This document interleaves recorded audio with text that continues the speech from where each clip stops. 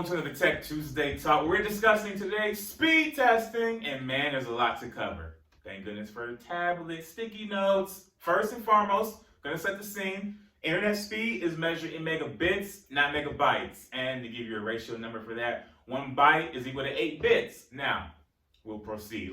Different file sizes can affect your download speed. Email file, much smaller than a movie file. Also, the larger the file, the longer it'll take to download. But on the contrary, if you have fast internet speeds, then that time will be reduced or shortened.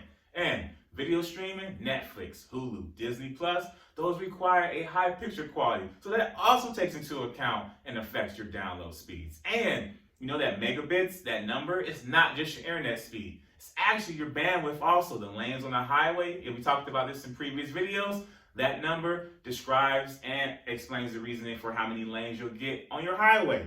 Now that we've set the scene, things to consider while running your speed test or things to do before you run the speed test. Like devices running in the background, those can affect your speed test. Imagine pulling on a string, one side being the speed test and one side being the other devices. You're basically telling that string to go 2 different directions when you really just want it to go one. So, gotta consider that. Also, a hard internet connection is the ideal way to go.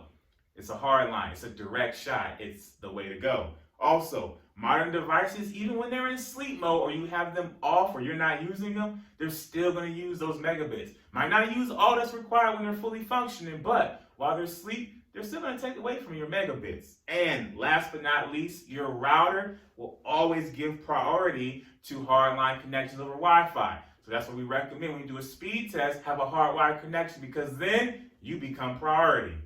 It's going to conclude this Tech Tuesday talk on speed testing. We covered a lot, but more importantly, just remember this. Devices affect your speed connection even when they're not actually on, and you want to get the best quality of a speed test run, use a hard line.